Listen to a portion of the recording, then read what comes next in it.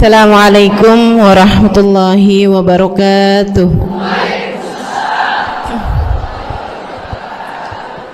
Alhamdulillah.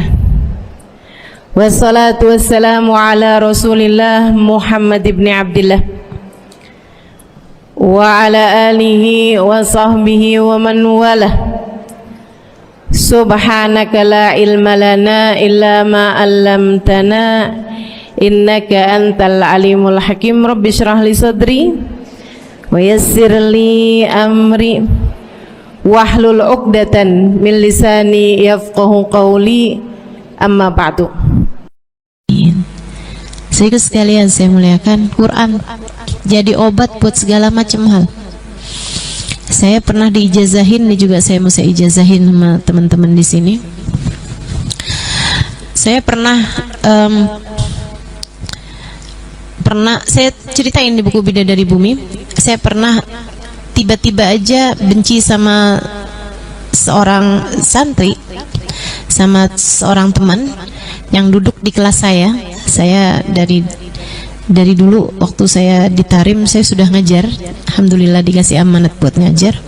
Itu ada salah satu anak murid di kelas saya, tiba-tiba aja saya benci sama dia gitu.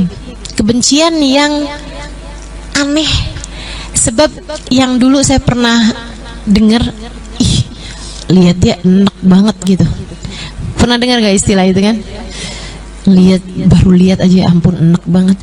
Saya kira itu cuman istilah aja, ternyata beneran teman-teman. Beneran, itu juga saya baru tahu. Ngelihat mukanya, makanan di perut saya naik semuanya. Lihat mukanya tuh langsung duk duk duk duk duk. Saya langsung keluar dari kelas, saya muntah dulu, baru bisa masuk lagi ke kelas gitu. Aneh banget kan? Saya dulunya itu ngira sesuatu yang wajar mungkin karena dia emang nyebelin gitu. Padahal dia tuh seneng banget belajar, dan masalahnya lagi dia itu sangat seneng sama saya. Mengidolakan gitu. Maksudnya dia bener-bener, jadi dia tuh kalau di kelas saya pengennya duduk paling depan, dan saya karena dia sebel sama dia, saya suruh dia duduk di belakang. Saya bener-bener gak tahu gitu, mendadak sampai berminggu-minggu gitu. Ada teman saya yang paling deket, dia bilang, aneh di ustazah nih, aneh, dia bilang gitu. Saya bilang enggak aneh, wajar aja, emang dia nyebelin kok gini gitu. Tapi nggak ada orang benci sama kayak gitu, nggak ada orang sebel sampai beneran muntah tuh, nggak ada ustazah. Saya bilang, ayo ustazah, saya bawa ustazah nih ke Hubaba Umairah. Ini Hubaba Umairah, seorang perempuan hafal Quran, banyak ngerti hadisnya Nabi Muhammad, sangat dekat dengan agama, dikaruniai Allah cahaya dalam segala sesuatu. Saya datanglah ke sana, dibawa sama teman saya ini. Saya bilang, ngapain kamu bawa saya ke Hubaba Umairah? Hubaba Umairah itu kan tukang ngobatin orang. Saya ngerasanya kayak gak sakit gitu loh. Kata teman saya, ustazah nih sakit, ustazah nggak ada orang benci orang kayak gitu. Akhirnya datanglah saya ke sana, baca-bacain nama beliau, lihat gitu, terus dia bilang, kamu nih kena ain, katanya. Kamu kena ain. Jadi akhirnya ya benci sama dia itu gitu. Terus dia kasih tahu, orang yang paling banyak kena ain itu orang kaya sama orang yang berilmu. Itu sangat mudah banget terkena mata panas ya teh, ain dari orang. Beliau kemudian bacain saya, Pak, saya dipegangin, dibaca-bacain. Habis itu beliau kasih ijazah sama saya. Ijazah itu kayak resep ya, kalau di pengobatan tuh kayak resep. Itu ijazah. Jadi kalau orang nanya, boleh nggak saya amalkan amalan-amalan ini gitu, itu namanya minta ijazah, kayak orang datang minta resep sama dokter gitu. Tapi sih ada bacaan-bacaan yang memang tidak perlu ijazah. Itu kayak Ratib Haddad Al-Latif atas, terus Wirdul Latif, zikir pagi sore itu. Kayak bacaan-bacaan maulid tuh nggak perlu ijazah. Baca aja nggak apa-apa. Itu kayak ibarat obat tuh Panadol, Bodrek, vitamin gitu. Tuh nggak perlu resep gitu. Tanpa resep ya.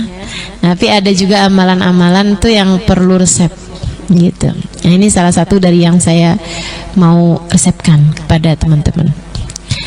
Hubabah Umairah kemudian kasih ijazah sama saya, Al-Imam, nanti tiap kali kamu habis selesai salam sholat, pegang dada Muna, baca Alam Nasroh 4 kali. Nah itu kalau diijazahin tuh nggak usah pakai nanya kok 4, udah ikut aja. Itu tuh kayak diresepin gitu ya, 2 kali 1 gitu. Nggak usah pakai kenapa 2 kali 1, 3 kali 1 aja gimana? Nggak bisa, 1 kali 1 aja. Yaudah kalau kamu mau sehat ya udah gitu. Itu. Jadi beliau ngasih ijazah saya baca Alam Nasroh sambil pegang dada 4 kali baca Alam Nasroh, langsung begitu habis selesai salam sholat. Ini silahkan diamalkan saat hati kamu sedang enggak karu-karuan ya, sedang kayak berantakan, entah itu dilanda cemburu kah, entah itu dilanda galau, entah itu kesel, entah itu marah, entah itu merasa sepi sendiri, tak ada yang menemani, gundah gulana, menderita, merana, pokoknya gitulah rasa-rasa yang nggak enak gitu ya. Silahkan diamalkan. Kalau hati lagi biasa-biasa aja sih ya baca zikiran yang biasa aja itu ya, dari istighfar subhanallah 33 kali, ayat kursi kan begitu, 33 subhanallah, 33 alhamdulillah, 33 Allahu akbar, akhiri dengan la ilaha illallah wahdahu la syarikalah lahul mulku wal hamdu yuhyi wa yumitu wa ala kulli syai'in qadir. Ini kalau hati lagi berantakan nih, Al-Qur'an nih bisa jadi hudan, bisa jadi petunjuk dengan kalau kita mengamalkannya dalam keadaan-keadaan tertentu. Ya itu dia. Kalau hati lagi berantakan, kayaknya ada nih yang hatinya lagi berantakan di sini. Nah itu silahkan habis selesai salam sholat langsung baca Bismillahirrahmanirrahim, Alam Nasroh laka sadrak, tangan kanannya pegang dadanya, Alam Nasroh laka sadrak wa wada'na anka wizrak, diawali dengan Bismillah ya, 4 kali Alam Nasroh. Saya ijazahkan, qabiltul ijazah. Fatihah ila ruhi Hubabah Umairah, anallaha yaghfir laha wa yarhamha wa yatawashaha birrahmah wal maghfirah waskinul jannah birahmati sya'allah. Al-Fatihah. Bismillahirrahmanirrahim. Alhamdulillahi rabbil alamin. Ar-Rahmanir Rahim. Maliki yaumiddin. Iyyaka na'budu wa iyyaka nasta'in. Ihdinas siratal mustaqim, siratal ladzina an'amta 'alaihim ghairil maghdubi 'alaihim waladdallin. Amin. Nabi pun juga banyak ngajarin sesuatu dengan pakai ayat-ayat Quran. Assalamualaikum warahmatullahi wabarakatuh.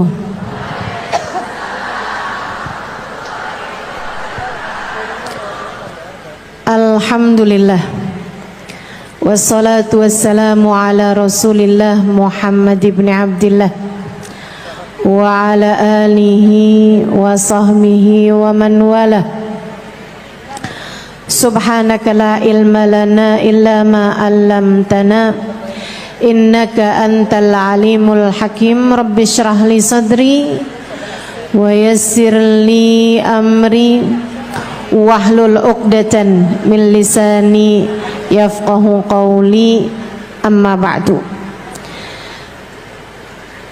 Alhamdulillah, Allah sampaikan juga saya ke tempat ini, masjidnya Allah Subhanahu wa taala, bait min buyutillah, rumahnya Allah. Mudah-mudahan kita udah disampaikan di rumah Allah di dunia, Allah sampaikan pula ke Baitullahil Haram di Mekkah, Dan Allah sampaikan pula di tempat keridhaannya surga Allah di akhirat nanti insyaallah. Amin ya rabbal alamin. Rabbi la tukhzini yawma yub'atsun yawma la yanfa' mal wala banun illa man atallaha biqalbin salim. Kata Nabi Ibrahim yang Allah tuliskan dalam Al-Quran, ya Allah, jangan kecewakan aku, jangan buat aku susah pada hari di mana Engkau membangkitkan hamba-hambamu. Nanti di akhirat saat manusia dibangkitkan, ya Allah, jangan buat saya susah, jangan buat saya kecewa. Yauma la yanfa' mal wala banun, hari yang itu loh ya Allah, hari yang tidak bermanfaat orang bawa harta, hari yang tidak bermanfaat orang bawa anak. Yang bermanfaat hanyalah orang yang datang pada Allah biqalbin salim, dengan membawa hati yang selamat. Karenanya siapapun di antaramu yang akan menuju ke akhirat, semua dari kita menuju ke akhirat. Siapapun di antaramu yang kepengen di hari akhiratnya nanti menjadi orang yang tidak susah, menjadi orang yang tidak sedih, menjadi orang yang tidak kecewa, menjadi orang yang tidak ketakutan, menjadi orang yang berhasil. Siapa di antaramu yang kepengen di hari akhiratnya nanti berbahagia, bersukacita? Siapa yang kepengen di hari akhiratnya nanti bergembira? Pastikan saat-saat ini, saat hidupmu di dunia ini, pastikan kamu sedang menuju kepada keselamatan hati. Hatimu selamatkan. Hatimu selamatkan, teman-teman. Hatimu selamatkan.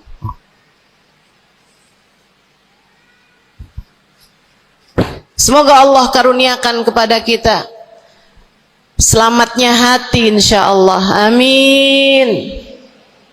Semoga Allah menyelamatkan hati kita semua. Amin.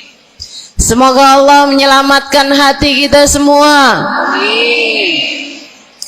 Nabi kita Muhammad menyebutkan dalam salah satu hadisnya, ala inna fil jasadi mudghah, idza salahat salahal jasad kulluh, wa idza fasadat fasadal jasad kullu, ala wahiyal qalbu. Kata Nabi, ketahuilah sungguhnya dalam diri manusia terdapat segumpal darah. Apabila ia bagus, ia selamat, ia bersih, selamatlah seluruh anggota tubuhnya.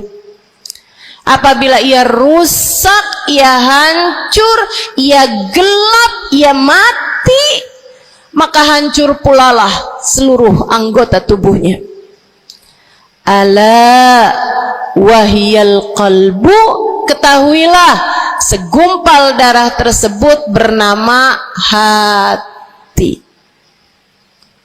Maka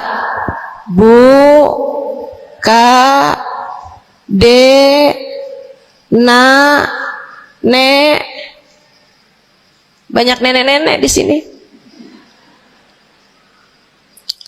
Saya sampaikan padamu pesan dari hati saya yang terdalam. Berhati-hatilah dengan hati. Yang hati-hati sama hati, apa yang ada di dalamnya?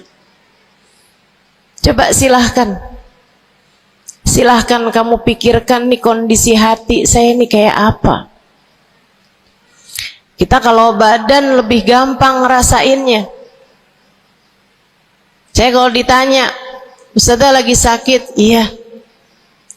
Sakit apanya Ustazah? Kaki. Saya bisa jawab. Tapi kalau kamu ditanya misalnya, gimana kabar hati kamu?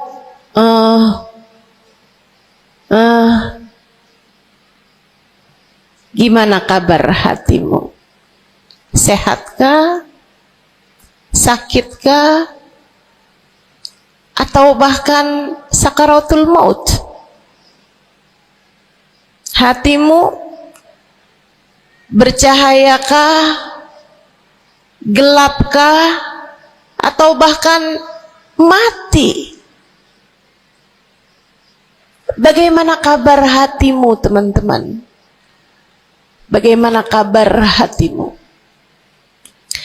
Innallaha la yanzur, kata Nabi Muhammad dalam hadis yang lain. Innallaha la yanzur ila suwarikum wala ila absyarikum, walakin yanzur ila qulubikum. Sungguhnya Allah tidak melihat kepada badan kalian, Allah tidak melihat kepada warna kulit kalian, Allah nggak peduli hidung kamu mancung ataukah pesek. Allah nggak peduli kulit wajahmu mulus ataukah berjerawat. Allah nggak peduli kamu tinggi ataukah pendek. Allah nggak peduli warna kulitmu semacam apa. Yang Allah Subhanahu wa taala lihat, yang Allah Subhanahu wa taala perhatikan adalah hatimu. Adakah ia mulus? Adakah ia penuh dengan penyakit-penyakit? Yang Allah pandang darimu adalah hatimu. Nih, sekarang saat kamu duduk sama rata di tempat ini, teman-teman, meskipun ada yang lebih tinggi, ada yang lebih rendah, tapi kita duduk nih sama-sama di tempat ini nih. Nilaimu di mata Allah bukan seberapa dekat jarak antaramu dengan saya. Nilaimu di mata Allah bahkan bukan bergantung dari jam berapa kamu datang. Ketika kamu sama rata duduk di tempat ini, yang Allah pandang darimu adalah hatimu sedang berada di manakah saat ini. Yang duduk di tempat ini sembari mikirin ntar pulang enaknya makan apa ya.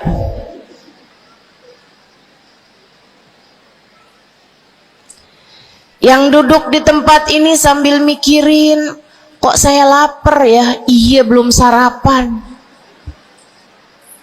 Gara-gara buru-buru, takut nggak kedapatan tempat duduk. Gara-gara buru-buru, kepengen bisa lihat mukanya Ustazah Halimah yang viral.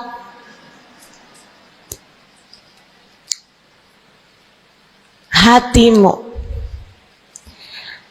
Allah melihat darimu, nilaimu di hadapan Allah. Nilaimu di hadapan Allah saat ini bukan bergantung dari seberapa awal kamu datang, bukan bergantung pada hal-hal yang lainnya, akan tetapi yang Allah lihat darimu adalah hatimu.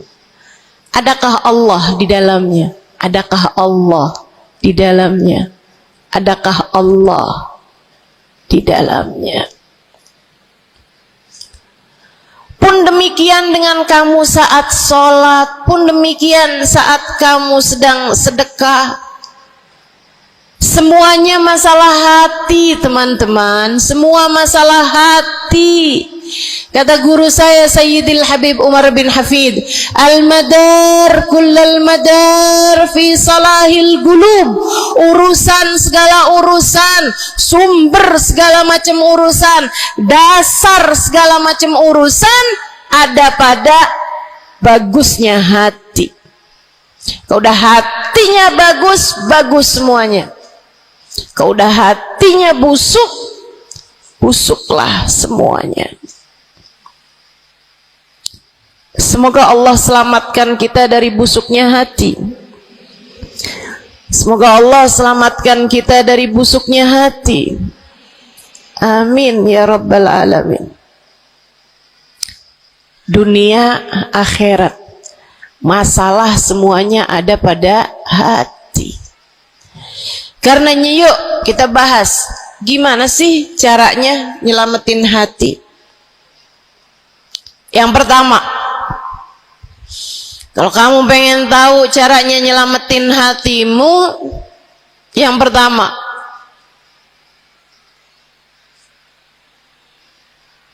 bersihkan sampah-sampahnya. Nih, kamu mau rumah itu biar bagus, biar terjaga, biar selamat. Kamu lihat dalamnya, oh banyak sampah, banyak noda, banyak kotoran. Dari mulai kotorannya cicak, ayam, sampai mungkin anjing, karena lama nggak ditempatin. Karena lama nggak ditempatin. Ada banyak di antara kita yang kondisi hatinya semacam itu. Sampah begitu banyak dalam hatinya. Ada banyak di antara kita umat Islam yang kondisi hatinya semacam itu. Begitu banyak sampah di dalam hatinya tersebut. Semoga Allah selamatkan semuanya, amin. Maka hal pertama, kalau kamu kepengen punya hati yang selamat, yang nomor satu adalah bersihkan hatimu dari semua sampahnya, keluarin. Apa sampahnya hati? Dosa-dosa yang telah kamu lakukan.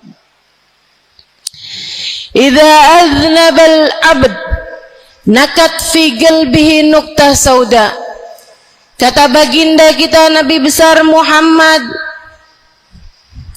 idza aznabal abd, ketika seorang hamba mengerjakan dosa, tertorehlah di dalam hatinya satu titik hitam. Sampahnya hati. Kamu tiap kali bikin dosa, dosa apa aja? Bukan hanya dosa besar, zina, bukan hanya dosa besar, minum minuman keras atau narkoba, bukan hanya dosa besar, judi atau riba, bukan hanya dosa-dosa besar. Kalau itu titik hitam yang sangat besar tertoreh di dalam hatimu itu. Bahkan dosa-dosa kecil, sekedar marah-marah sama suami, atau ngambil uang suami. Gimana? Pernah? Rezeki istri solehah ustazah, lagi mau nyuci, kelihatan, alhamdulillah. Emang haram ya ustazah? Ya haram, bukan punya kamu. Kan katanya ada hak istri dalam harta suami. Iya betul, kalau dia kasih. Kalau dia kasih, kalau nggak kasih, nggak halal juga. Bahkan dosa-dosa kecil, seperti melihat tetangga terus kamu bilang, ya ampun cakep banget ya, nyesel saya nggak kawin sama dia.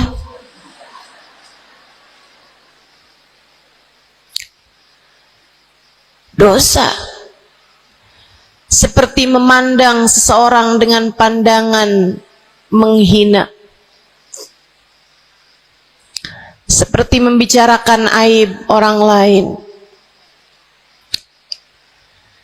Setiap kali kamu berbuat dosa, apapun bentuk dosanya, satu titik hitam tertoreh di dalam hatimu itu. Ini istighfar wa tab.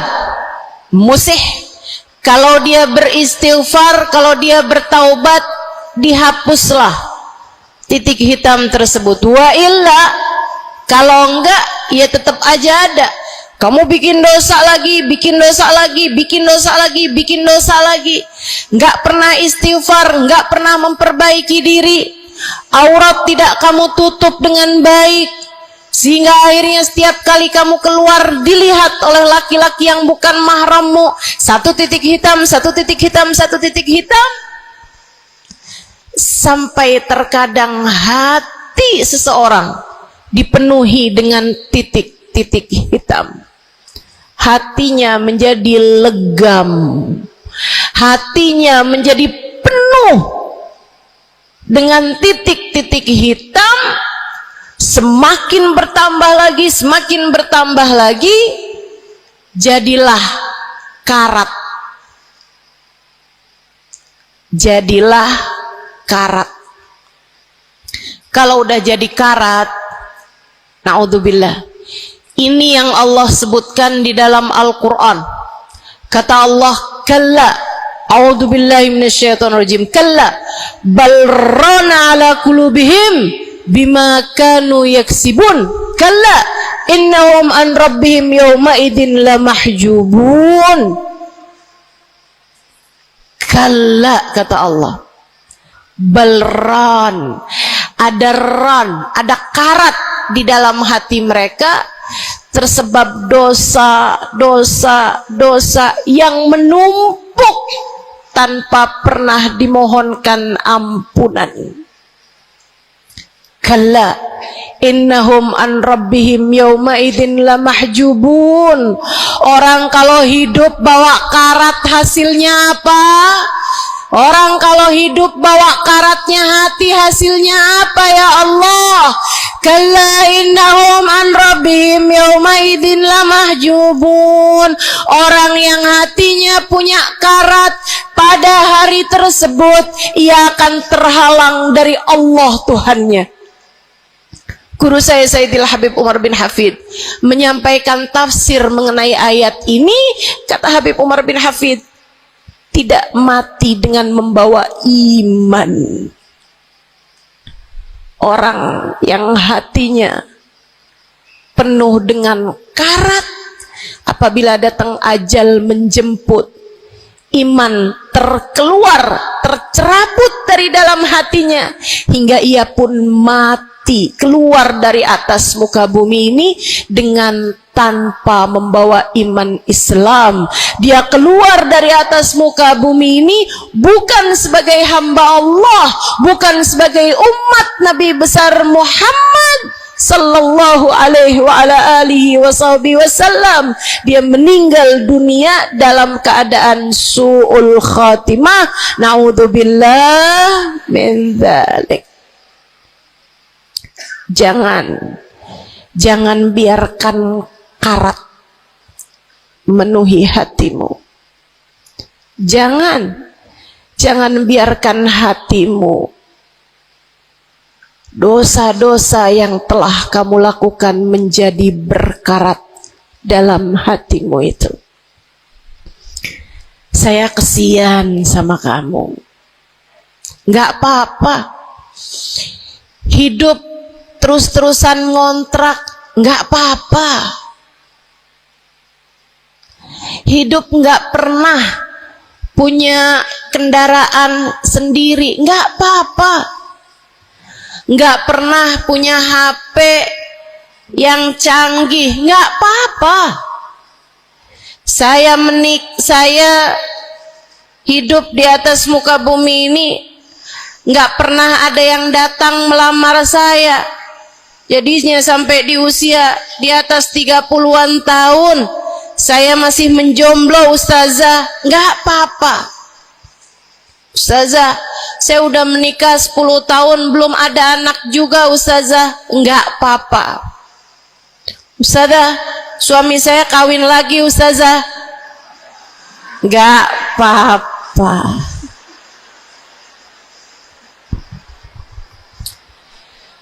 Hidup di dunia ini apapun yang terjadi semuanya hanyalah sementara. Kamu hanya perlu memastikan agar tatkala datang ajal menjemput kamu punya modal. Dan modal utamanya yang nomor 1 adalah hati yang bersih, hati yang selamat. Kamu bawa pulang menghadap Allah Subhanahu wa taala bigalbin salim. Kamu bawa hati yang selamat. Insyaallah. Mati nggak bawa suami nggak apa-apa. Mati nggak bawa anak nggak apa-apa. Nggak bakalan jadi pertanyaan malaikat raqib atid. Tapi mati harus dengan membawa hati yang selamat. Mudah-mudahan Allah karuniakan. Mudah-mudahan Allah karuniakan. Saudaraku sekalian yang saya muliakan, maka bersihkan sampah-sampah dalam hatimu itu. Caranya gimana nih, ustazah? Dosa-dosa saya emang udah banyak banget. Saya di masa muda, di masa remaja, bahkan sampai udah tua juga nih, bergelimangan dengan dosa demi dosa. Banyak dosa saya ustazah. Saya zaman muda berada dalam masa jahiliyah. Dosa, segala dosa saya kerjakan. Apa yang harus saya lakukan? Bersihkan karat-karat dalam hatimu itu dengan taubat. Minta ampun sama Allah, minta ampun sama Allah. Kamu perlu nangis sama Allah. Kamu perlu sungguh-sungguh minta ampunan sama Allah. Dosa segede gunung, kalau Allah mau melemparkannya ke dalam lautan ampunan, inna kaba'irad dunubi ful ghufrani kalamami. Katanya sahibul burda, sesungguhnya dosa-dosa besar dalam lautan ampunan, ia hanyalah seperti buih di dalam lautan. Gak ada artinya apa-apa kalau Allah mau ampuni. Dosa sebesar apapun, kalau Allah mau ampuni gak ada artinya. Tapi dosa sekecil apapun, kalau Allah mau perhitungkan, kamu gak akan selamat. Saya sampaikan padamu atas nama cinta. Dosa sekecil apapun yang kamu lakukan, jika ia tidak berjumpa dengan ampunan Allah, kamu bisa tidak selamat. Iblis nyembah Allah 70.000 tahun lamanya. Sujud di atas bumi, dia sujud, bumi dihancurkan, Allah naikin dia ke langit. Di atas langit dia sujud, ganti-ganti posisi sujudnya. Karenanya Imam Ghazali dalam kitabnya Minhajul Abidin mengatakan, ma min buq'ah minal ard was sama, tidak ada satu jengkal tanah baik di bumi ataupun di langit illa waqad sajad iblis fihi sajdah. Iblis udah pernah sujud di sana, di semua tempat di bumi maupun di langit. paling banyak ibadahnya ternyata bukan seorang wali. Paling banyak ibadahnya ternyata bukan seorang nabi. Kalau hitung-hitungan panjang-panjangan ibadah, ibadahnya iblis lebih panjang daripada siapapun dari makhluknya Allah Subhanahu wa ta'ala yang pernah tinggal di bumi ini. Akan tetapi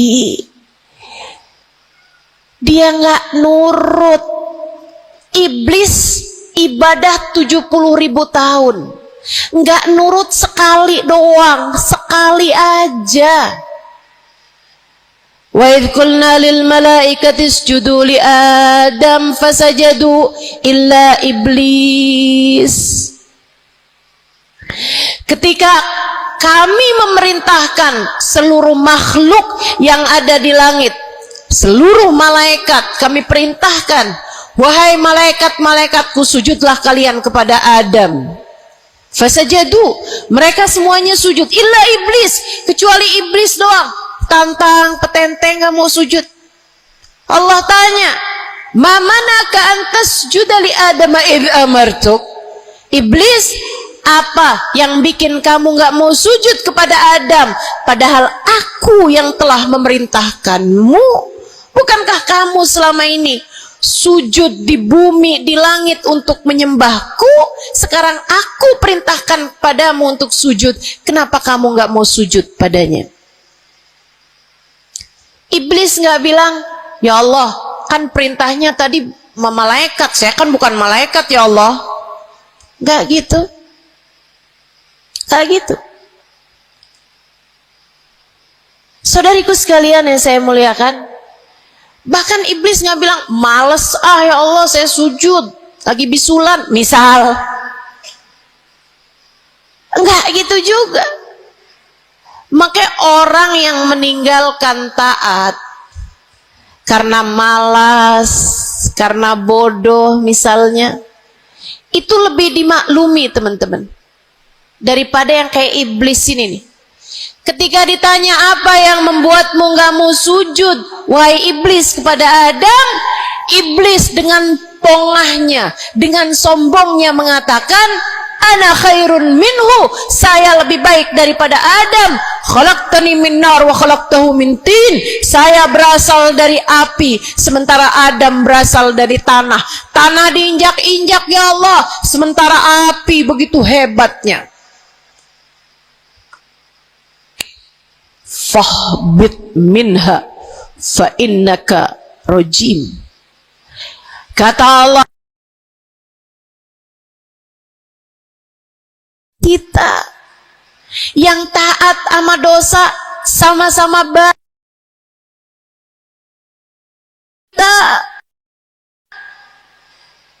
Yang mungkin dosa kita lebih banyak daripada taat kita. Kayak katanya Habib Ali Habsyi, kadang ada orang Islam, malaikat raqib yang nyatet pahala nganggur berbulan-bulan, sementara malaikat atid yang nyatetin dosa sibuk bener. Gimana dengan kita? Iblis hanya satu saja melanggar aturan Allah. Allah kemudian mewahyukan padanya, keluar kamu wahai iblis dari surgaku, sesungguhnya kamu terkutuk. Kamu, kalau Allah mau memperhitungkan satu saja dosa kamu, kamu nggak akan selamat. Saya sampaikan padamu, iya kamu, semua yang dengerin saya, kalau Allah mau memperhitungkan satu saja dosamu, kamu nggak akan selamat. Kamu tidak akan selamat. Tapi kan saya anaknya Fulan bin Fulan. Tapi kan saya keturunannya Fulan bin Fulan. Tapi kan saya istrinya Fulan bin Fulan. Bu, Kak, Dek, Nak, nggak selamat siapapun kamu. Anaknya Nabi Nuh, nabinya Allah tenggelam. Pamannya Nabi Muhammad, paman baginda kita Nabi besar Muhammad, Abu Lahab, Allah tuliskan kehancurannya, kecelakaannya, kebinasaannya di dalam Al-Quran. Mau siapa yang kamu andalkan? Tapi kan saya udah banyak bikin taat, saya tiap malam bangun tahajud. Kamu nggak nyampe seujung kukunya ibadah iblis 70.000 tahun. 70.000 tahun sujud pada Allah Subhanahu wa taala di tiap jengkal tanah. Nih tanah yang sekarang kita jejak ini pernah dibikin sujud sama iblis waktu iblis tinggal di atas muka bumi ini. Tapi semuanya nggak manfaat. Kalau Allah mau memperhitungkan satu saja dosa hambanya, ia tidak akan selamat. Sebab Allah hanya mau menerima hati yang tidak ada sampah di dalamnya. Sebab hanya berkenan menerima hati yang tidak ada noda-noda di dalamnya. Sampah hatimu bersihkan, dosa-dosamu taubati, mintalah ampun kepada Allah, mintalah ampun kepada Allah. Bangunlah di waktu malam, mandilah dengan mandi taubat. Saat-saat mandimu kamu bilang dalam hatimu, ya Allah, sebagaimana air membersihkanku dari segala kotoran-kotoran di badanku, ya Allah, bersihkanlah dosa-dosaku dengan hujan ampunanmu. Kemudian sholatlah 2 rakaat, 4 rakaat, sholat taubat. Kemudian sesudahnya mulailah kamu ingat dosa-dosamu. Mulailah kamu ingat dosa-dosamu. Dari sejak kamu balik sampai sekarang ini. Betapa ia telah menggunung, betapa ia telah melumuri dirimu itu, betapa ia telah menjadikan dirimu kotor. Kemudian ingatlah nikmat yang telah Allah SWT berikan, bahwa bersama dengan banyaknya dosa-dosamu, ia tak henti-henti memberikan kepadamu kenikmatan demi kenikmatan. Bahwa meski matamu berulang-ulang kau pandang yang haram dengannya, Allah masih membiarkan matamu dapat melihat. Betapa meskipun telingamu berulang-ulang kamu pakai untuk mendengarkan aib-aib orang, nyatanya sampai sekarang telingamu masih dapat mendengar. Betapa lisanmu, berapa banyak hati tersakiti dari lisanmu itu. Mertuamu kamu sakiti, suamimu kamu sakiti, anakmu bahkan kamu sakiti. Bodoh banget sih jadi anak. Astagfirullah, astagfirullah. Kamu kok bandel banget sih, mama nyesel punya anak kayak kamu. Astagfirullah.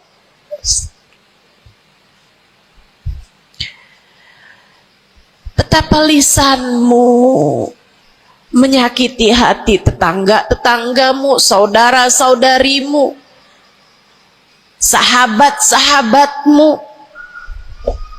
orang-orang di sekelilingmu merasakan gangguan dari lisanmu itu, tersakiti dari lisanmu itu. Tapi meskipun entah sudah berapa banyak dosa tercatat dari lisanmu, Allah masih tetap membiarkan lisanmu dapat berbicara sampai saat ini. Nikmat tak henti-henti Allah berikan kepadamu, bukan?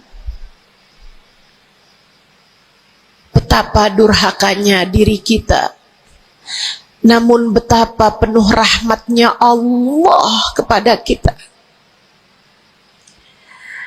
Betapa berlumurannya kita dengan dosa-dosa, namun betapa Allah bersama dengan segala dosa-dosa yang kita lakukan tak henti-hentinya membanjiri kita dengan kenikmatan. Wa in ta'uddu ni'matallahi la tuhsuha. Kalau kamu mau hitung nikmatnya Allah, kamu tak akan pernah mampu menghitungnya. Sesudah kamu ingat-ingat dosamu, kamu ingat nikmat Allah kepadamu, kamu ucapkan seperti ucapan baginda Nabi Muhammad, Allahumma anta rabbi la ilaha illa anta khalaqtani wa ana abduka wa ana ala ahdika wa wa'dika mastata'tu a'udzu bika min syarri ma sana'tu abu'u laka bi ni'matika 'alayya wa abu'u bi dhanbi faghfir li fa innahu la yaghfiru dzunuba illa anta. Ya Allah, Engkau adalah Tuhanku, tak ada Tuhan kecuali Engkau. Aku adalah hamba-Mu yang Kau perintahkan buat taat, yang Kau perintahkan untuk menepati janji semampuku. Ya Allah, aku berlindung dari buruknya perbuatan yang telah aku lakukan. Begitu buruk, begitu jelek dosa yang telah aku perbuat padamu, ya Allah. Abu'u laka bi ni'matika 'alayya. Ya Allah, Engkau selalu datang padaku dengan berbagai macam kenikmatan-kenikmatan. Wa abu'u bi dzambi, sementara aku selalu datang padamu dengan dosa demi dosa. Faghfirli, ampunilah aku ya Allah. Fa innahu la yaghfiru dzunuba illa anta. Bukankah tak ada yang dapat mengampuni dosaku selain Engkau ya Allah. Minta ampun sama Allah, minta ampun sama Allah. Yang serius, menangislah di hadapannya, menangislah di hadapannya dalam keheningan malam saat tiada sesiapapun yang melihatmu. Jauhkan dulu apapun yang dapat membuatmu kehilangan konsentrasi. Jangan lagi khusyuk-khusyuk begitu tiba-tiba kedengaran suara Shopee.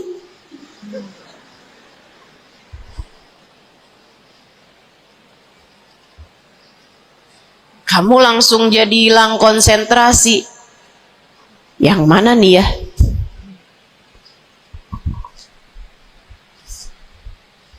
Bismillah.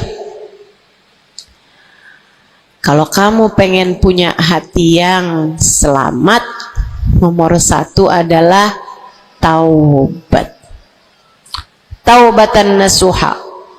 Taubat yang sungguh-sungguh, nyesel telah berbuat dosa, meninggalkan dosa-dosa tersebut, berjanji untuk tidak mengulanginya lagi. Jika dosanya terkait sama manusia, ada syarat keempat yang harus dilakukan, yaitu meminta maaf kepada orang yang telah engkau sakiti hatinya tersebut. Yang kamu habis bikin dosa sama dia, minta maaf. Mudah-mudahan Allah SWT ampuni dosa-dosa kita. Amin. Semoga Allah ampuni dosa-dosa kita. Amin. Ketika ada seorang ulama ditanya, ya Syekh, wahai Syekh, kalau saya nih punya banyak hajat nih, punya banyak permintaan, tapi waktunya sempit buat doa, doa apa yang seharusnya saya panjatkan? Misalnya nih, lagi sebentar nih bisa kepegang Hajar Aswad, lagi sebentar nih bisa ada di depan Ka'bah, lagi sebentar nih bisa ada di dekat makam Nabi Muhammad sallallahu alaihi wasallam. Sesudah kita ucap salam kepada baginda Nabi, ini apa nih yang harus saya minta kepada Allah? Hajat saya banyak, sementara waktu saya sempit buat doanya. Apa yang harus saya mintakan? Apa sebaik-baik hajat yang perlu kita mintakan di saat tidak banyak waktu untuk memintanya kepada Allah? Syekh tersebut menjawab, is'alil maghfirah, mintalah ampunan dari Allah. Sebab bagaimana mungkin kamu meminta hajat-hajat yang lain sementara kamu masih belum berada dalam pandangan rahmatnya Allah. Kamu masih terusir dari pintunya. Kamu udah minta-minta, nih kayak istri lagi minggat sama suaminya, kemudian dia WhatsApp, tolong dong transferin saya. Lah balik dulu.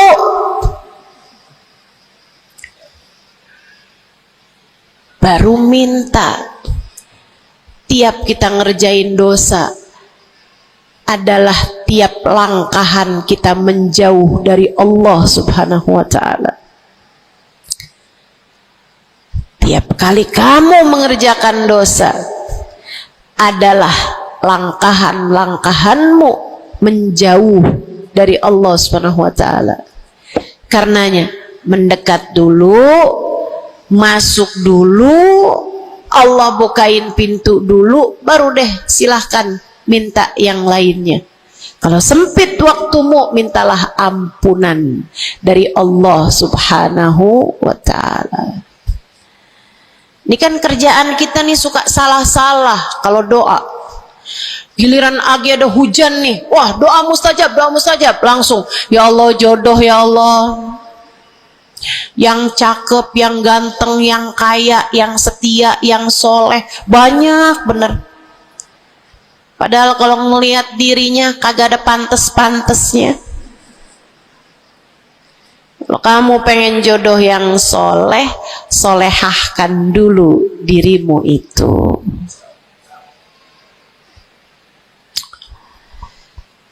Begitu datang hujan, ya Allah, duit yang banyak, ya Allah, duit yang banyak, ya Allah. Mintalah dulu ampunan. Sebab kamu mati nggak bawa jodoh nggak apa-apa, kamu mati nggak bawa duit nggak apa-apa. Tapi kita mati harus bawa ampunan Allah Subhanahu wa ta'ala. Sebab dosa akan mengotori ruang hati kita. Maka syarat utama hati yang bersih adalah keluarkan sampah darinya dengan cara taubat. Mohonlah ampun pada Allah secara serius. Cukup sekali ustazah? Enggak cukup, lo dosanya banyak. Tiap habis sholat minta ampun, tiap ada kesempatan buat doa minta ampun, tiap lagi datang hujan minta ampun, tiap lagi ziarah ke makam Nabi, ke makam wali minta ampun sama Allah. Tiap lagi datang orang soleh, katanya doa sambil memandang wajah orang soleh mustajab. Apa yang mesti kita minta? Minta ampunan dari Allah subhanahu wa ta'ala. Minta ampunan dari Allah subhanahu wa ta'ala. Itu satu syarat mutlak utama. Pengen hatimu selamat, keluarkan sampah-sampahnya. Habis keluarin sampah-sampahnya, nah sekarang udah bersih.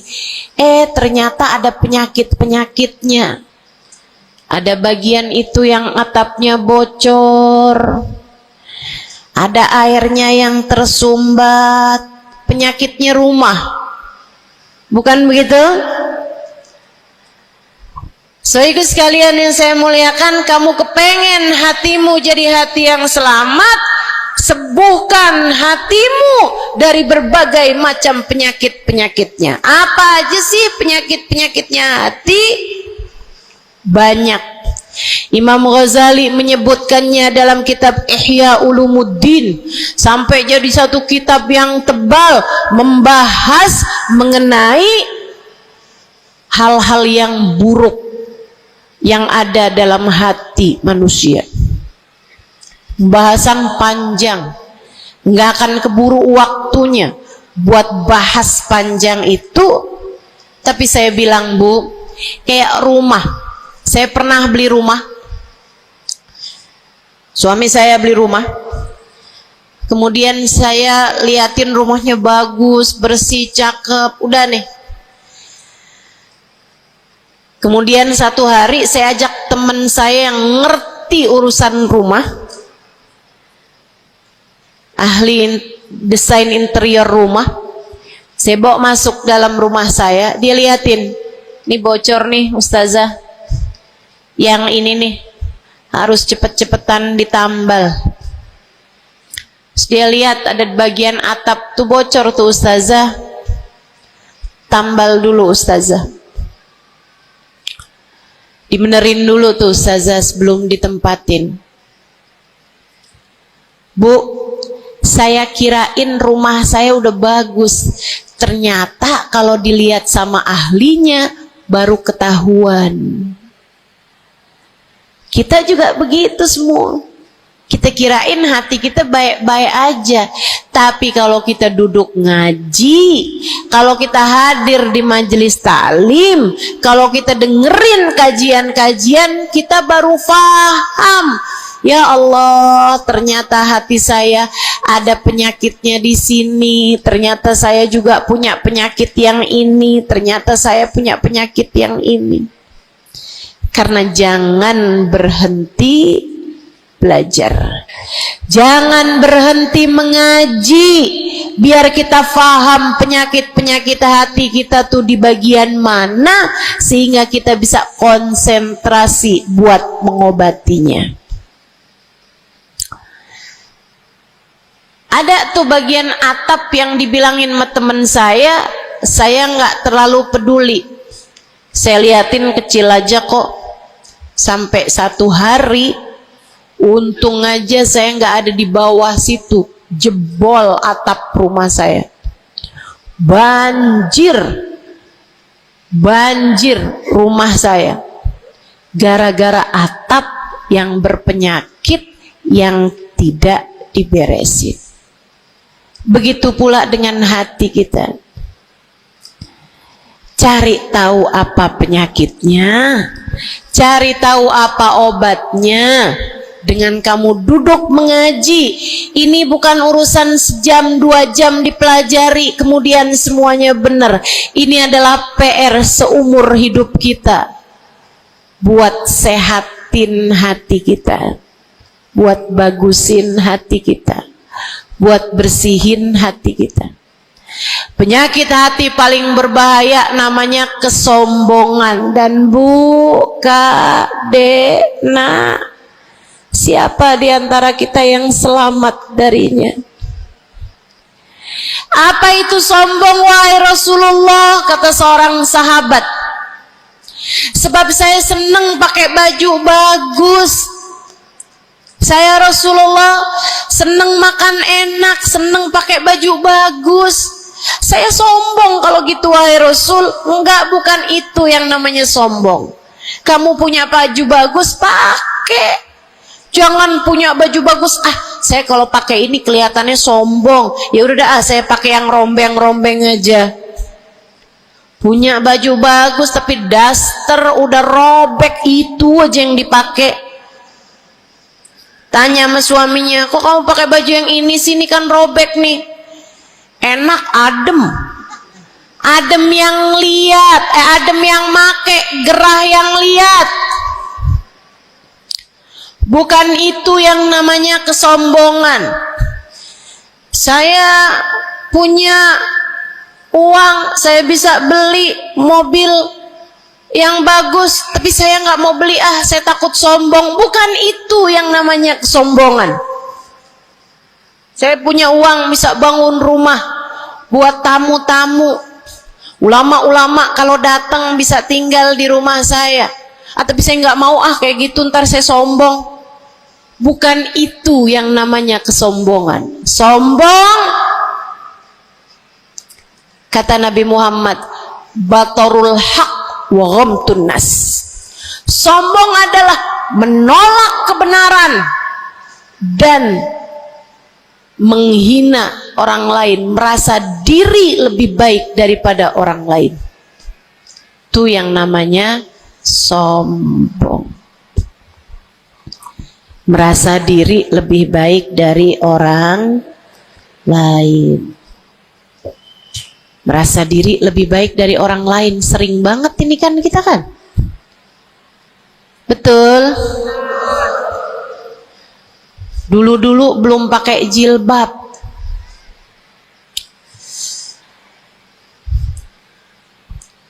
Nggak ngerjain taat yang namanya menutup aurat. Habis itu kemudian pergi majelis, hadir kajian pakai jilbab rapi banget, bahkan tumpuk-tumpuk. Ustadzanya pakai jilbab 1 lapis, dia pakai 3 lapis. Tapi dia ngelihat orang-orang yang belum pakai jilbab, ya ampun, belum dapat hidayah, sian. Saya rasanya kepengen buat bisikin sama dia, Mbak, Israel udah deket. Boleh nggak sih Ustazah, saya bisikin di telinganya, malaikat penjaga neraka kirim salam. Astagfirullah. Dulu kamu berbuat dosa dengan membuka auratmu, kini kamu berbuat dosa dengan dosa kesombongan. Itu namanya bukan taubat. Itu namanya bukan hijrah. Itu namanya pindah dosa. Dari satu dosa membuka aurat menjadi dosa kesombongan. Dan bisa jadi di hadapan Allah dosa kesombongan lebih besar nilainya daripada dosa membuka aurat. Bisa jadi. Bisa jadi. Para ulama mengatakan, rubba maksiatin awrathat dhulla ahabbu ilallah min ta'atin awrathat kibra. Terkadang kemaksiatan yang melahirkan rasa rendah diri di hadapan Allah lebih Allah sukai daripada ketaatan yang melahirkan kesombongan. Hati-hati. Hati-hati sama hati. Jangan biarkan kesombongan merusak hidupmu. Jangan. Ada banyak para istri yang merasa dirinya lebih mulia daripada suaminya. Banyak. Hati-hati, hati-hati. Saya belajar dari umi saya.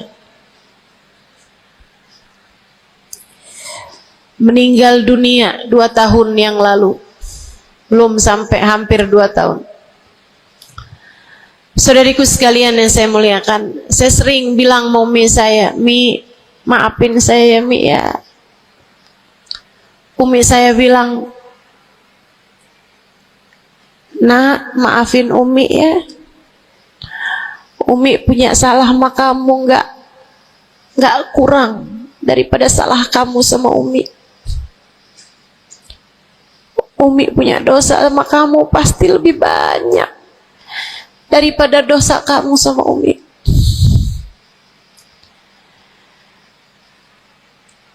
Itu rasa yang jarang dimiliki para ibu. Seringnya ibu tuh merasa selalu lebih baik daripada anaknya. Seringnya ibu tuh merasa dia nggak punya salah, dia nggak punya dosa. Yang punya dosa banyak tuh anaknya kepada dirinya, bukan begitu? Ayo minta maaf dulu sama ibu. Ayo minta maaf dulu. Kan seringnya bilang gitu sama anak-anak kita. Kamu tuh nak, ibu ini adalah ibumu, surgamu berada di bawah telapak kakiku. Waduh. Betul, al-jannah tahta aqdamil ummahat. Tapi ucapan kamu yang semacam itu kesombongan.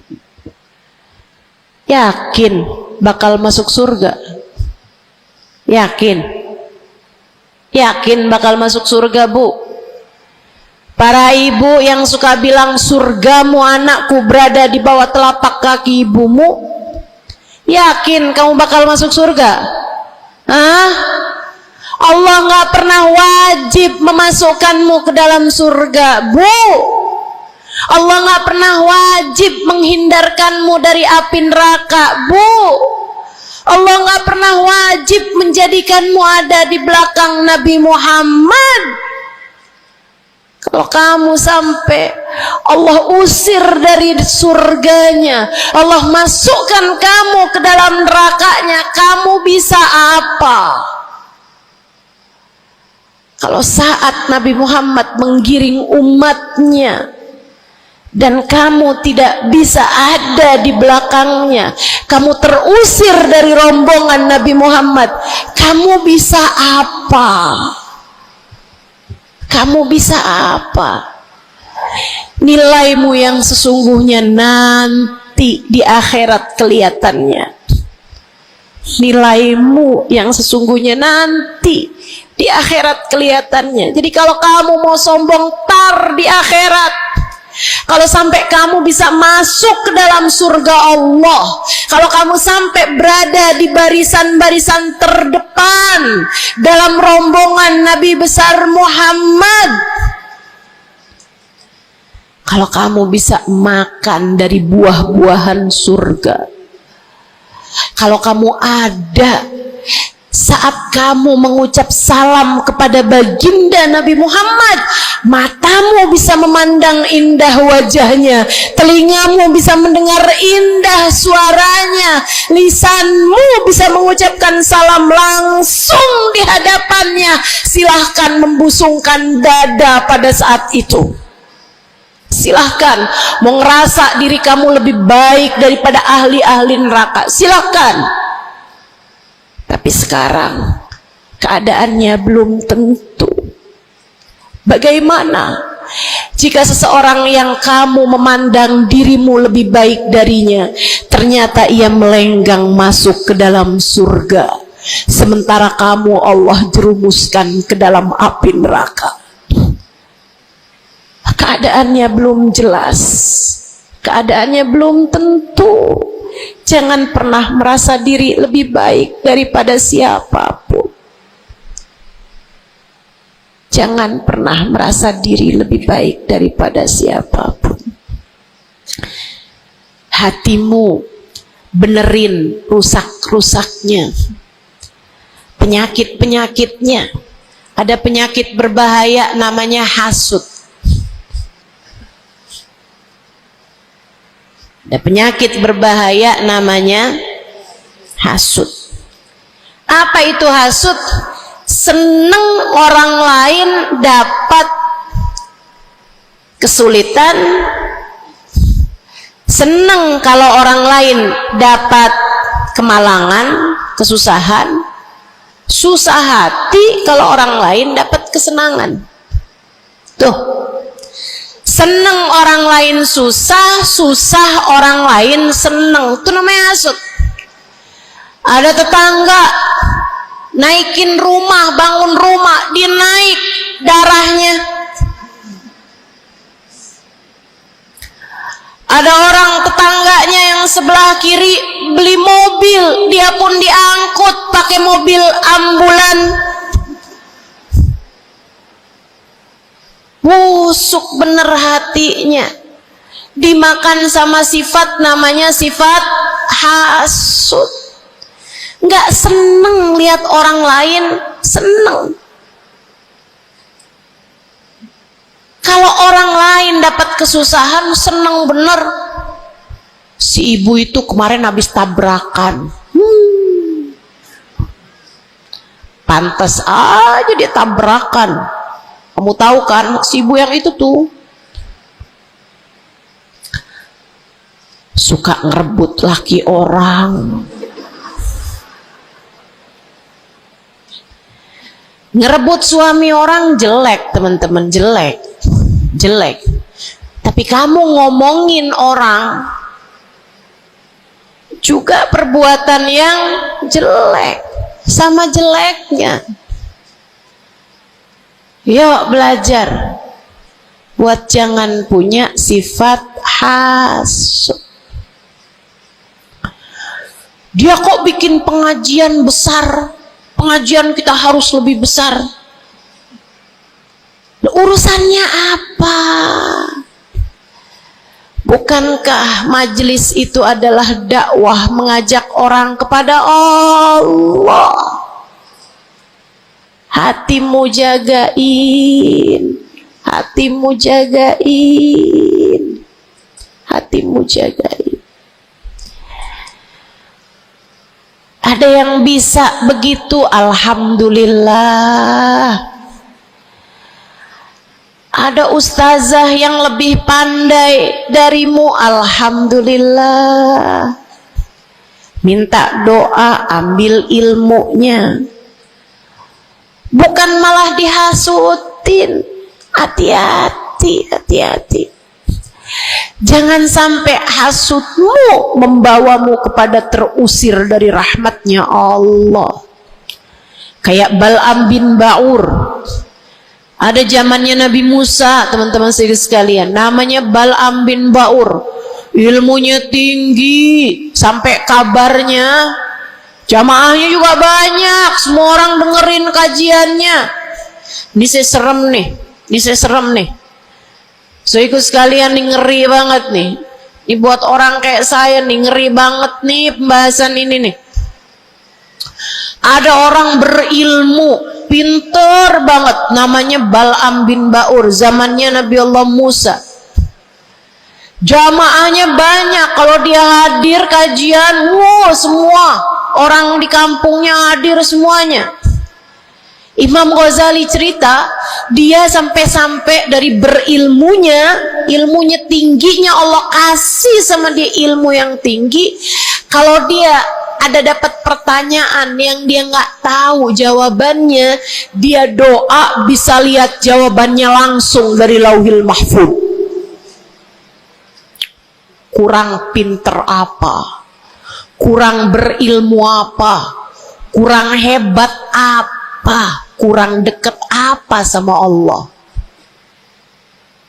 Kamu jadi ustazah, berapa banyak ilmumu? Kamu jadi seorang pendakwah, berapa banyak ilmumu? Kamu yang dianggap sebagai ulama, berapa banyak ilmumu? Merunduklah. Saudariku sekalian yang saya muliakan, si Bal'am bin Ba'ur, kabarnya sampai para malaikat turun ikut serta mencatat pelajaran-pelajaran yang dia berikan. Yang ngaji sampai bukan cuman orang, bukan cuman jin ikut ngaji, sampai malaikat-malaikat Allah ikut ngaji. Kurang apa hebatnya? Tapi Allah hancurkan Bal'am karena sifat hasud. Nabi Allah Musa datang ke kampungnya Bal'am bin Ba'ur. Jamaahnya Bal'am bin Ba'ur semua datang kepada Nabi Musa. Nabinya Allah, tentu saja semua datang. Semuanya datang kepada Nabi Musa. Semua minta doa kepada Nabi Musa.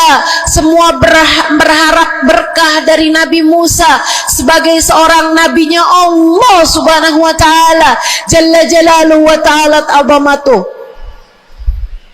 Yang biasa hadir di majelisnya Bal'am kepengen istiqomah, kepengen rutinannya nggak terganggu, jadi dia tetap bikin rutinan walaupun ada Nabi Allah Musa alaihissalam. Jamaahnya dikit yang hadir. Mulai nih orang-orang yang berpenyakit datanglah kepada Bal'am bin Ba'ur.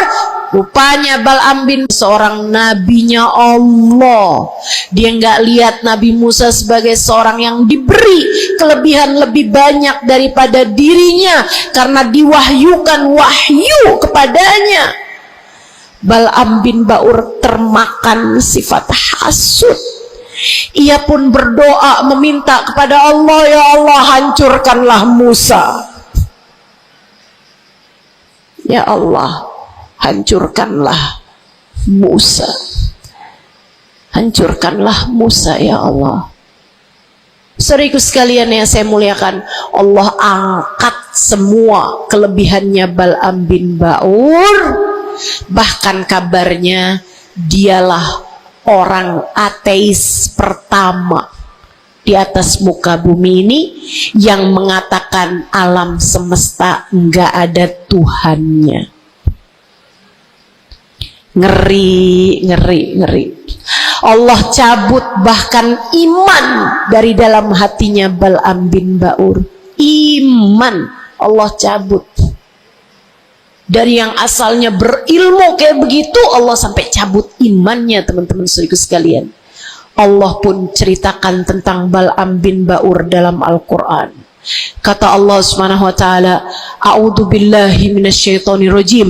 Famathaluhu kamathalil kalbi in tahmil 'alaihi yalhas aw tatrukhu yalhas." Perumpamaannya Bal'am bin Ba'ur seperti anjing. Kalau kamu angkat, dia menjulur-julurkan lidahnya. Kalau kamu tinggalkan, dia pun juga tetap menjulur-julurkan lidahnya.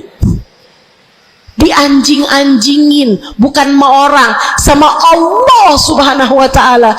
Lihat betapa Allah Subhanahu wa ta'ala kalau murka sama seseorang nggak tanggung-tanggung. Siapapun kamu, kalau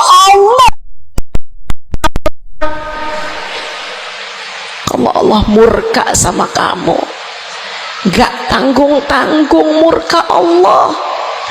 Bahkan kepada seseorang yang dibukakan lauhil mahfud kepadanya, Allah jadikan dia seperti anjing, kata Allah dalam Al-Quran.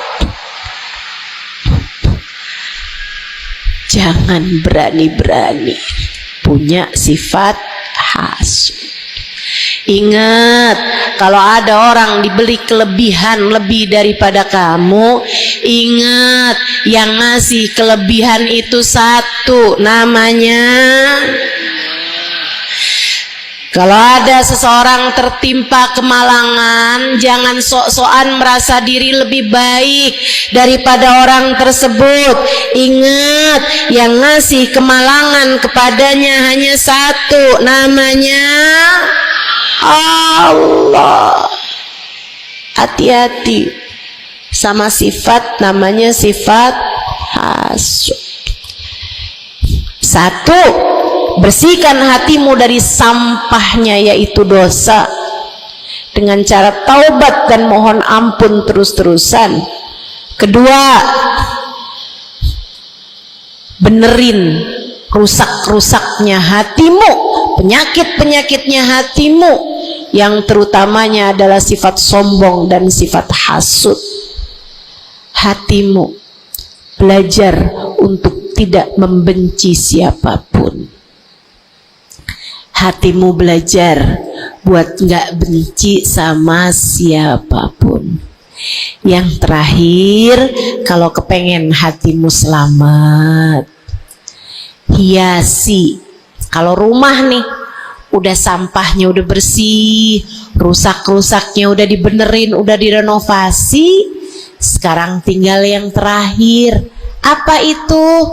Hias-hiasi rumahmu, pasangin horden, pasangin lampu yang bagus, pasangin lantai yang bagus, ditaruhin dekorasi-dekorasi, pajangan-pajangan kamu taruh-taruh, ada sofa, ada tempat tidur, dihias-hiasi rumahnya. Dicat rumahmu itu dengan warna-warna yang cocok, kan begitu? Hiasi hatimu dengan cinta. Hiasi hatimu dengan cinta. Hatimu ada cinta kepada yang semestinya dicinta. Siapa? Nomor satu Allah, nomor dua, nomor tiga, cintai apapun dan siapapun pada cintanya Allah dan Rasulnya. Cintai ulama karena mereka adalah pewaris para nabi. Cintai habaib dan syaraif karena mereka adalah orang-orang yang punya nasab sambung sama baginda Nabi besar Muhammad sallallahu alaihi wasallam. Cintai keluarga Nabi Muhammad, cintai para istri-istri Nabi Muhammad, cintai para sahabat-sahabat Nabi Muhammad, terutamanya al-khulafaur rasyidin, sadatina Abi Bakar wa Umar wa Uthman wa Ali.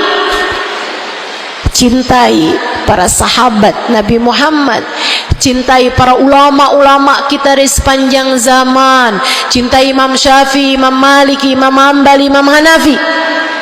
Cintai para ulama-ulama kita dari atas sampai kepada ulama-ulama kita yang sekarang ada. Cintai siapapun yang bawa Nabi Muhammad, bawa Allah, yang bikin kamu jadi kenal Allah, kenal Nabi Muhammad. Cintai. Pada cinta mereka terdapat cintanya Allah. Cintai anak-anak yatim sebab mereka dicintai sama Nabi Muhammad. Cintai orang-orang fakir karena mereka dicintai sama Nabi Muhammad. Cintai suamimu sebab kalau kamu cintai suamimu ya, bukan suami orang. Punya suami nggak dicintai, suami orang dia cintai. Astaghfirullah. Cintai suamimu, Bu, sebab dalam cintamu kepadanya mendekatkanmu kepada cintanya Nabi Muhammad, mendekatkanmu kepada cintanya Allah. Kamu sayangi, kamu hormati, kamu muliakan suamimu, Allah ridho kepadamu, Nabi Muhammad sayang kepadamu. Cintai orang tuamu sebab Allah memesankan kepada kita untuk cinta kepada orang tua kita. Cintai anak-anakmu sebab mereka umatnya Nabi Muhammad. Mereka umatnya Nabi Muhammad. Nabi Muhammad sangat sayang sama umatnya yang masih kecil-kecil. Nabi Muhammad sangat sayang sama umatnya yang masih belia, masih remaja. Mereka disayangi sama Nabi Muhammad, maka kamu pun harus sayang sama mereka. Yang tua-tua diantaramu sayangin, yang muda-muda diantaramu sayangi. Kata Nabi Muhammad, laisa minna man lam yuqir kabirona walam yarham saghirona. Tidak termasuk diantara umat Islam yang gak hormat sama yang tua, yang gak sayang sama yang muda. Cintai semuanya. Terakhir, cintai dirimu. Sebab kamu umat Nabi Muhammad. Cintai dirimu, sebab kamu hambanya Allah. Jangan merasa diri nggak berharga. Dirimu berharga. Dirimu layak masuk surga kalau kamu taat sama Allah. Jangan menganggap diri nggak ada artinya. Jangan. Kamu berarti sebab ada kalimat paling tinggi di dalam hatimu. Bunyinya kalimat La ilaha illallah Muhammad Rasulullah. Kamu berharga, saudariku sekalian. Kamu berharga. Jangan mau menghinakan dirimu dengan kemaksiatan. Jangan mau menghinakan dirimu dengan merebut suami orang. Jangan mau menghinakan dirimu dengan berharap uang, kemudian kamu meminta-minta kepada orang, kamu mengemis-ngemis kepada orang. Kamu umat Nabi Muhammad, kamu hamba Allah Subhanahu wa ta'ala. Kalimat indah ada di dalam hatimu. Jangan hinakan dirimu itu. Mari terhormat. Jalanin sholat, jangan pernah tinggal. Mari terhormat. Tutup auratmu, jangan dibuka-buka. Mari terhormat. Cintai dirimu. Bangun di waktu malam, sholat malam, angkat tangan, minta kepada Allah. Mari terhormat. Baca sholawat sebelum tidur. Wahai Rasulullah, saya adalah umatmu, berharap akan dapat masuk surga di belakangmu ya Rasulullah. Mari cintai dirimu sebagai hamba Allah, sebagai umat Nabi Muhammad. Insya Allah. 3 hal itu jika kamu lakukan, bersihkan hati dari dosa-dosa, sembuhkan penyakitnya hati yang ada dalam dirimu, kemudian yang terakhirnya, hiasi hatimu dengan cinta dan kasih sayang kepada siapapun yang ada di atas muka bumi ini. Sayangi aja semuanya, cintai aja semuanya, sebab dalam cinta kepada semuanya terdapat cintanya Allah dan Rasulnya. Saya sakit, tapi saya tetap datang ke Pontianak karena saya sayang, karena saya cinta sama orang-orang Pontianak, bukan karena Pontianaknya, tapi karena yang berkumpul di sini adalah umatnya Nabi Muhammad. Saya berharap dengan saya datang padamu, umatnya Nabi Muhammad, semoga Nabi kalian berkenan memandang saya dengan kasih sayangnya. Saya datang ke sini walaupun sakit, karena saya tahu kalian semua hambanya Allah. Ada keberkahan dalam diri kalian yang saya berharap mendapatkan itu. Saya berharap dengan saya datang padamu, Allah Tuhanmu berkenan merahmati saya sebagai hambanya. Yuk sayangi semuanya, yuk cintai semuanya. Rabbana zalamna anfusana wa illam taghfir lana wa tarhamna lanakunanna minal khasirin. Rabbana atina fid dunya hasanah fil akhirati hasanah wa qina adzabannar. Bifadli subhana rabbika rabbil izzati amma yasifun, wassalamun alal mursalin, walhamdulillahi rabbil alamin. Assalamualaikum warahmatullahi wabarakatuh.